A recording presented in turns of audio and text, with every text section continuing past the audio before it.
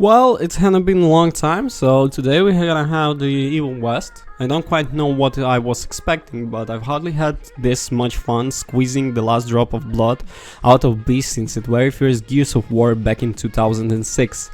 Evil West is the game where the 40 years old turned 15 and sat on the end of the chair with his own hand the controls, and he slowly tried to move towards the door as he shouted for the 5th time, "Yes, I'm on my way," to the impatient wife waiting downstairs with the daughter who shows we are going now.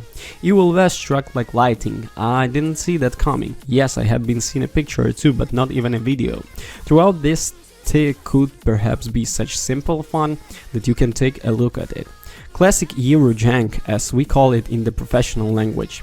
In the first hour it may have looked a bit weird like 2. What I thought would be a shooting game where you shoot vampires and such turned out to be something completely different.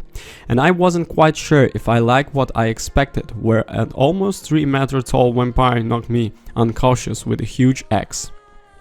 Evil West is not a shooting game. It's a kind of bizarre action fighting game set in a fictional version of the Wild West at the end of the 19th century. Vampires are rampaging and your job to knock them out. You'll do by knocking them loose in the third person while you pick up 1 or 2 firearms for the spy's sake. It's a bit slow and at the start, as you can start off whenever if it's going to be like this way, but no, it shouldn't. Soon you will learn to plant your fist in the chin of 3 enemies, lift them in the air, and then hit them like a volleyball against other enemies or stacks of dynamite. New traits and attacks come crashing in the steady pace. Suddenly you learn to use electricity and can throw yourself at enemies from far away or drag them towards you've been hammering in the life out of the shocked enemies. You learn abilities that make it possible to draw life and electrical power from the dead enemies in order to pump up the body for the extended period of power. You upgrade the features to have great range, do more damage, and before you know it's worth exploding in electrical energy and throwing you from the enemy to enemy while lightning strikes from the sky and almost shut down the enemies around you. The Evil West gives you the feeling of the power. I haven't felt so strong and powerful and almost invisibility powerful in a long time. The weapons and tools you get there to take down the enemy like a dream for us who like to see enemies explode on the screen.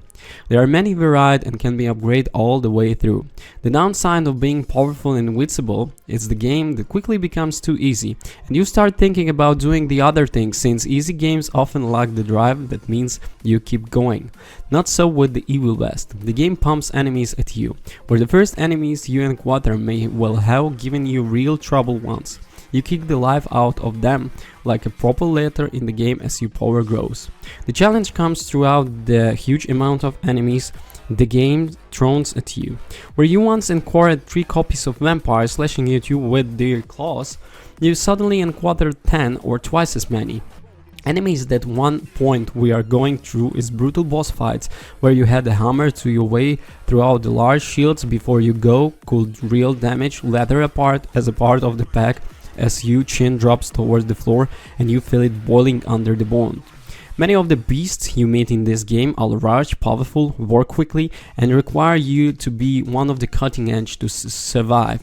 Especially in situations where the many enemies are you at the same time, the challenge can become precarious. A dozen vampires, some bats shooting at you from all sides, a couple of huge mountains of some beasts sending shockwaves at you, while a huge flying bastard swoops down from the sky and regardless helped if he is left alone long enough.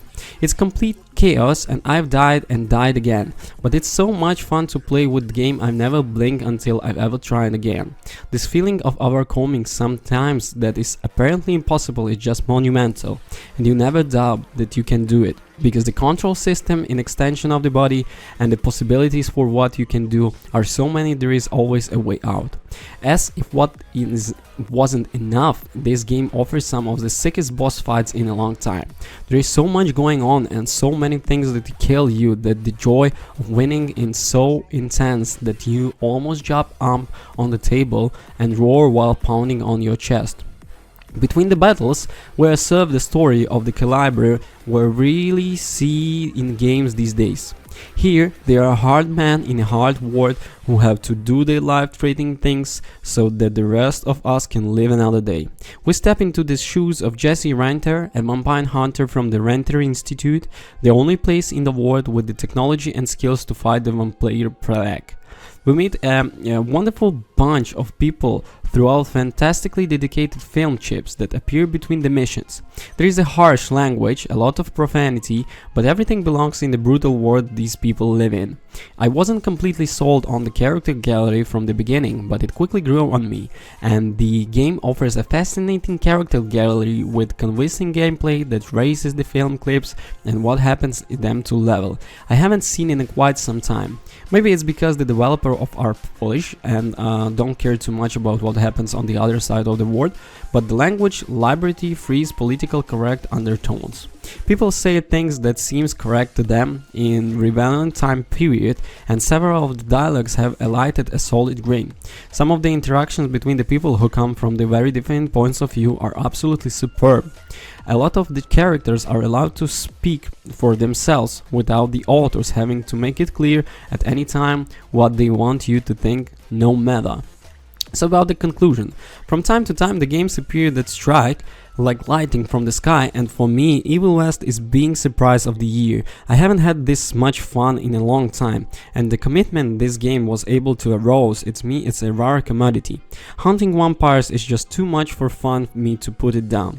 The constant escalation with the new enemies, new weapons, new fantastic areas to fight in makes the game an experience you protect together from the very brightest studios, not from lesser known studio from Poland. At the time doesn't just apply for game itself, but its story, which is more reminiscent of a shapely, directed film with enough toxic dialogue to kill a lake. Evil West is something very special, and it is short. We hope all games should be a full package. Thank you for watching, don't forget to comment and subscribe, bye bye.